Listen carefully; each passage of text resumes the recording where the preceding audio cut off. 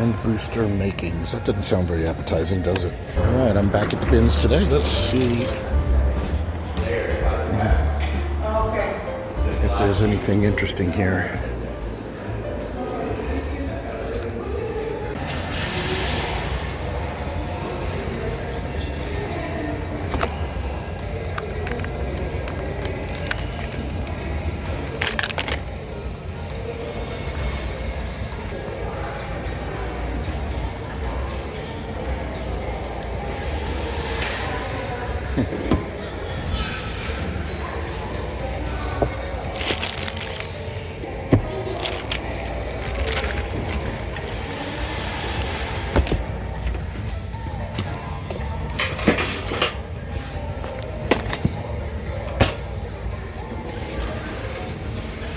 There's what that cover goes to, whatever this is.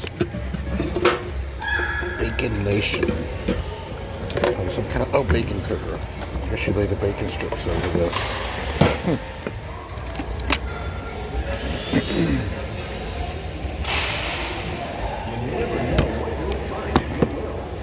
This is a Tupperware container.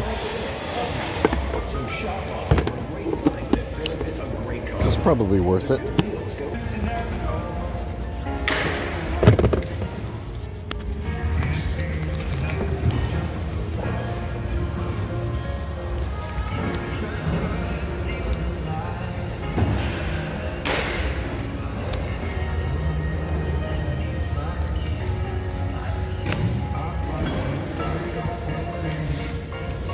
I'll take that and look at it in a minute.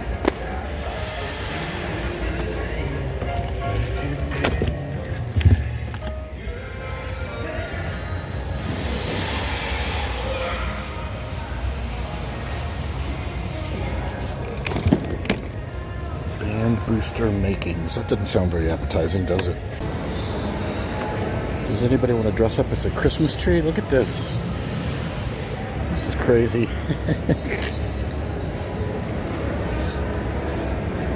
It's one of those things you get. It's a good deal to get here, but how often would it be used? Wow.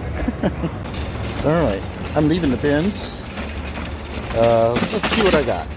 So, I'll sometimes pick up vacuum sealers, because sometimes I love vacuum sealing stuff, and they wear out, you know? So I got this one, and I just decided I was going to look it up. You know, usually they're in regular thrift stores for 10, 20 bucks. This thing sells at Walmart for over $200. Look at that. It's some kind of pretty high-end one. You know, I'll find out. Hopefully it works. But it didn't come with the plug, but takes that standard computer plug. So this would be worth it. So I paid 12 bucks for everything. I'm continuing my likely futile quest of picking up DVDs and CDs that nobody's going to buy. I have a big pile of CDs, and again, this is kind of like the cast iron stuff. I spend a tremendous amount of time for a tiny profit margin. So I'll organize them into different categories and put them in binders of different categories, and I'll try to sell them as a categorized collection and maybe see a little bit of a return. But then when you factor in how much time I'm spending, you know, organizing everything, it's probably not all that great. But we'll see. Sometimes I'll sell just these individual ones for $2 to friends if I see something I think somebody will like. So not a whole lot. Probably not the best use of my time, but it's exercise. You know, I'm getting out. That's how I'm rationalizing it. So one of the things I don't get, right, is this is part of there's a big, by this pound section over there, and then this is their regular store, and it's really sparsely set up. You'd think with all the stuff they have selling by the pound, they'd have more inventory in here. But they really don't. It's very odd. I don't get it. If you worked at Goodwill and you know how this works with them rotating their inventory, leave a message in the comments, because, like, why is there a ton of these here? You know, those will probably be over in the bins too. But I'm wondering how the process works when stuff gets donated, because we see a bunch of stuff with Goodwill price tags on it over there at the stuff by the pound. So does it rotate out of stores and then there, or does it come in there? I don't know. I'd love to find out. One of the things I love picking up at thrift stores is good quality extension cords. See, this is a 3-prong. You can tell it's heavy and it's old. Probably has got copper in there, right? Probably could do 15 amps. UL listed. One of the nice things is, like if you ever have a crock pot that, how those things have super short cords. These are the kind of cords you could use to actually extend them. You still want to keep an eye on them, but they can handle the amperage that a crock pot would need without overheating.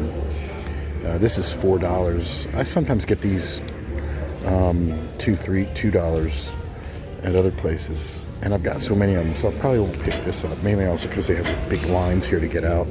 So here is this vacuum sealer I picked up at the bins for just a couple of bucks. $1 a pound, and I looked it up, and it is a pretty nice high-end one with the fancy stainless, and I just tested it out, and it works really well. It works great. So this is going to be great.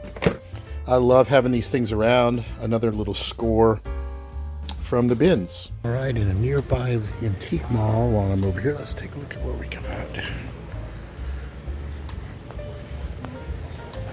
Things all over the place. Look what I spy back here. Let's see, we got some cast iron. $15, looks modern. That's aluminum. Wherever, I don't know. This looks interesting. Modern, huh? That looks like a Lodge. Oh, BSR. Number 3, Century Series. Let's see, do they have it identified? $12. Just cast iron. Lodge. Kind of number 5. What do we got down here? A Lodge lid, bigger than an 8. What is it? What's the price on it? $9. That's probably a good price. Is it a number 9?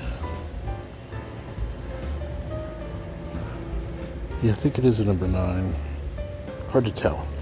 That's probably worth $8, huh? $9. How old is it? Is there any cracks in it? That might be worth getting. All right, here I am outside of my antique booth out here at La Boulevard. Picked up my check for last month. It's a whopping $105.78.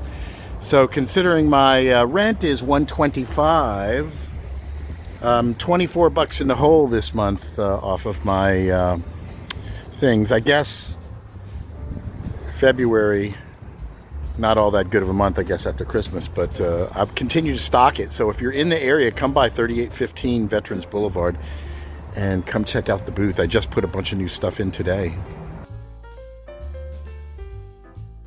I want to thank everybody for tuning in and enjoying the video series and supporting me thus far by subscribing and clicking like and all of that.